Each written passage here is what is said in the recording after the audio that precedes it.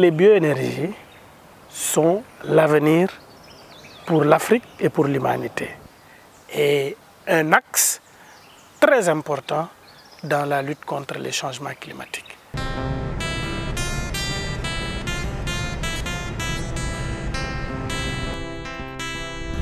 À 157 km de Dakar, la capitale du Sénégal, Joal Fadiouth est l'une des communes du département de Mbour, au sud du pays.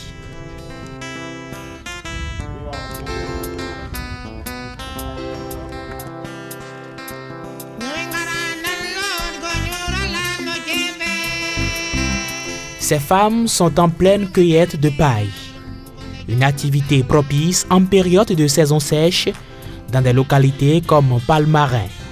La paille recueillie est pyrolysée et livrée aux femmes du groupe d'intérêt économique Mbogayay de Joal. C'est le début du processus de fabrication du charbon de paille.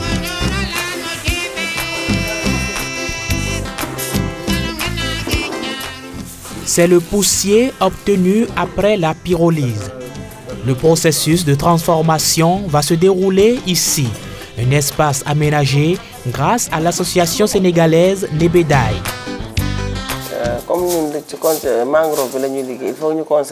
Nous travaillons dans les mangroves, donc nous tenons à cœur l'environnement.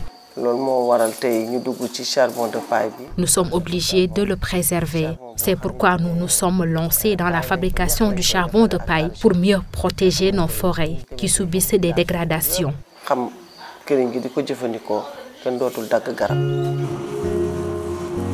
La fabrication du charbon de paille ici semble être simple et pourtant son processus est quelque peu exigeant.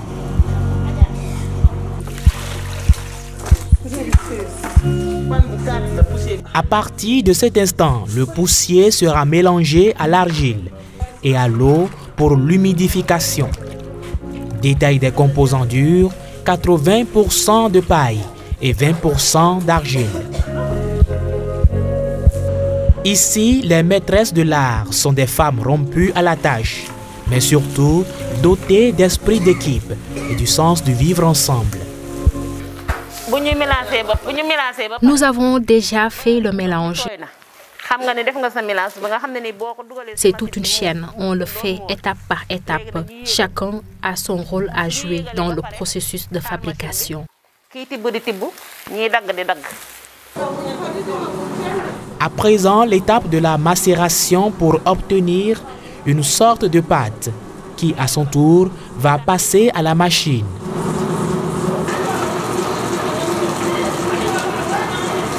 À 3, le travail se fait à la chaîne. La première insère le matériel dans la machine. La suivante tente de presser et la troisième récupère le produit fini. C'est le charbon qui sort comme ça. Vous pouvez le voir vous-même. C'est le résultat du processus entamé depuis quelques minutes plus tôt. La matière première mise dans la machine et après macération, nous avons notre charbon bio.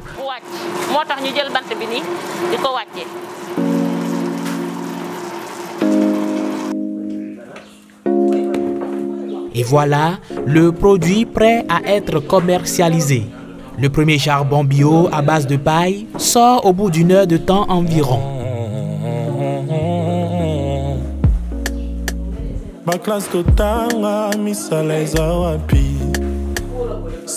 Nebedaye est une association sénégalaise qui promeut une économie verte inclusive au profit des populations locales. Une réponse pour la protection des ressources végétales dans un contexte où le bois et le charbon de bois représentent 84% de la consommation énergétique des ménages dans le pays. Aussi, plus de 4 millions de mètres cubes sont prélevés par an pour combler les besoins énergétiques. Ça permet d'avoir une autre alternative énergétique. Donc il y aura moins de coupes de bois. Donc quand il y a moins de coupes de bois, quand il y a moins de feux de brousse, aujourd'hui nos forêts vont se restaurer. Pour l'association Nebedaye, aujourd'hui, pour que le Sénégal soit vert et prospère, là il faut une alternative énergétique qui permet aujourd'hui de restaurer nos forêts. Au sein du regroupement d'intérêt économique Mbogayai, elles font une centaine de femmes, dont plus de la moitié est active. Réparties dans diverses activités de préservation de l'écosystème, elles s'artèlent malgré les moyens limités. Le problème que nous rencontrons est lié au matériel. Nous devons changer de gants tout le temps et de masques aussi. Normal quelque part, parce que si on fait un travail rentable, on doit penser à y investir de l'argent. Ce charbon est très bien vendu par ici.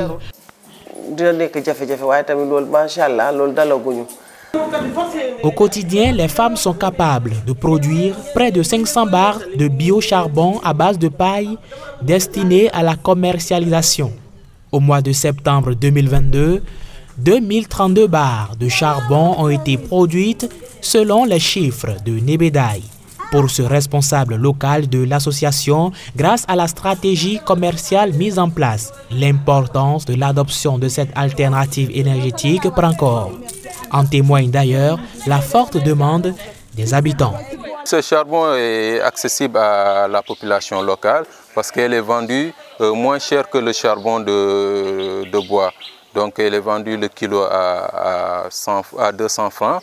Et par contre le charbon de bois en période d'hivernage se fait très rare et le prix varie entre 250 à 300. Wow.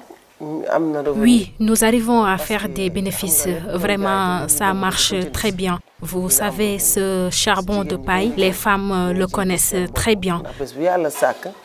C'est pourquoi elles arrivent ici tout le temps à acheter en gros et revendre ça. Vraiment, on s'en sort très bien.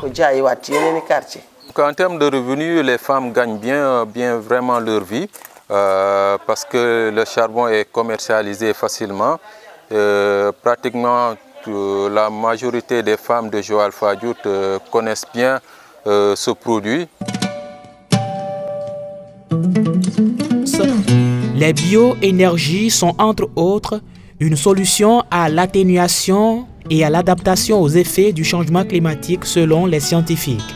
C'est l'exemple de ce chercheur de l'Institut des sciences de l'environnement de l'Université Cheikh Anta Diop de Dakar.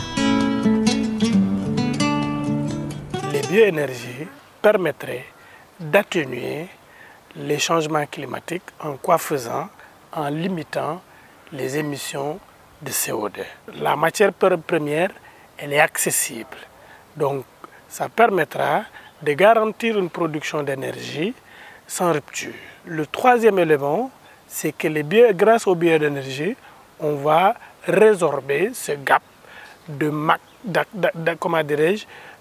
d'énergie par rapport aux autres pays développés. Le rôle de la maîtrise d'énergie entre dans ce cadre-là, qui permet en fait l'efficacité énergétique et l'efficience énergétique. Donc on trouve un intérêt pratiquement à miser sur les énergies nouvelles et renouvelables, c'est-à-dire l'énergie du soleil, l'énergie du vent, l'énergie de la biomasse, pour ne plus utiliser le pétrole, pour ne plus se tourner vers l'énergie nucléaire, qui sont des énergies qui contribuent au réchauffement global de la planète et qui entraînent le dérèglement du climat et qui entraînent cette chaleur-là que nous vivons et ces inondations-là que nous vivons. Détier Diop est inventeur et spécialiste des énergies renouvelables. Spécialiste du développement durable. En mes heures perdues, je suis inventeur.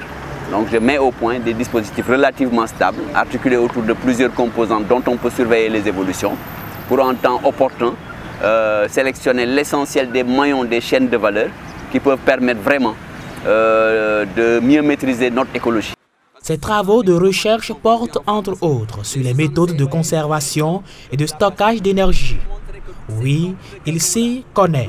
Pour lui, l'Afrique regorge assez de matières premières pour relever le défi de la transition énergétique. Ce dispositif en cours d'installation est composé de tontes de gazon et un foyer amélioré. Ces plantes que vous voyez là, on peut les mettre au point, entre guillemets, grâce à des manipulations génétiques.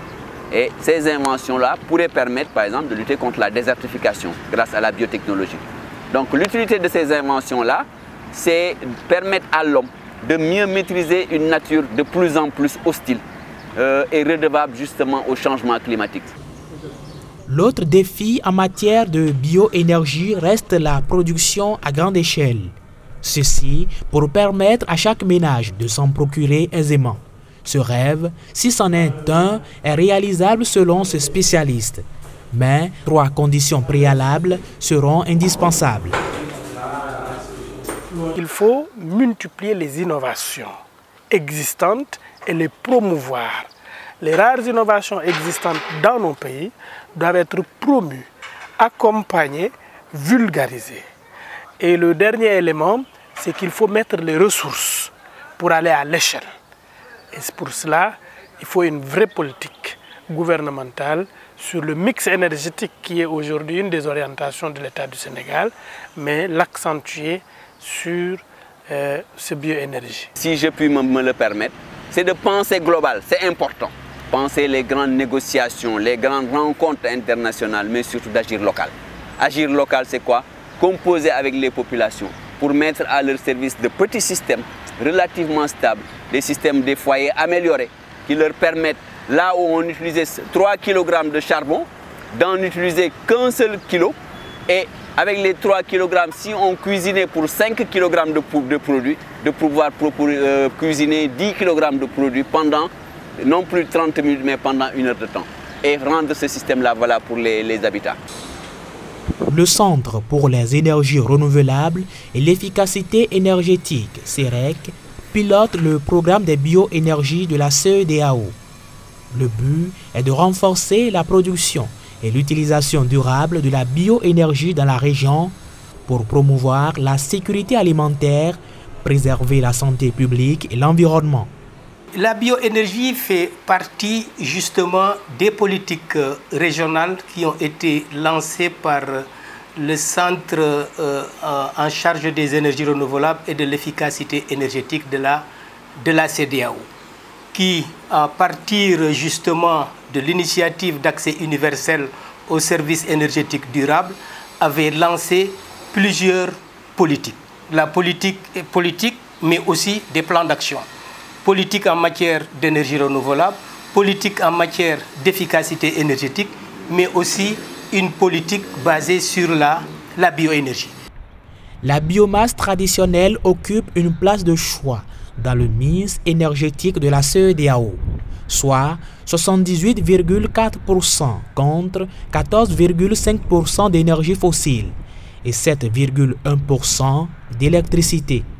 Quand on a bâti la politique de la CEDEAO autour de ces enjeux de transition, on voyait aussi ces potentialités de création d'emplois pour les citoyens au niveau local.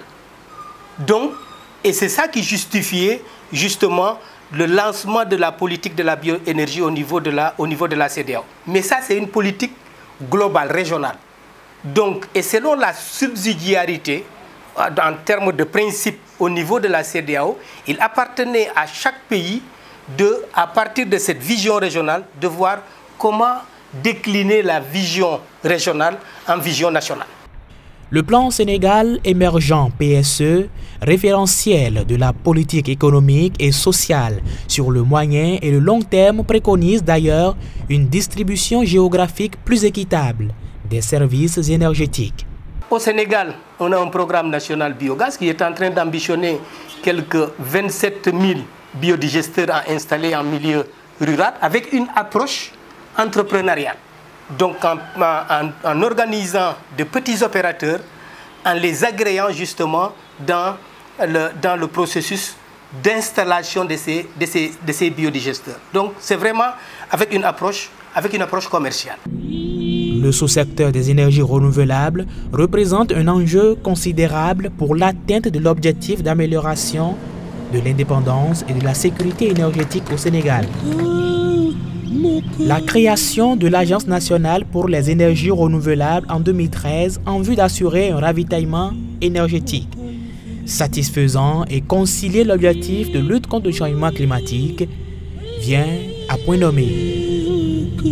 La stratégie nationale de diversification des sources d'énergie est mise en œuvre à travers le raccordement dans le réseau de 168 MW de solaire photovoltaïque, 51 MW d'éoliennes et 75 MW d'hydroélectricité en fin 2019, soit 22% de la production d'électricité totale du pays. Mukofi,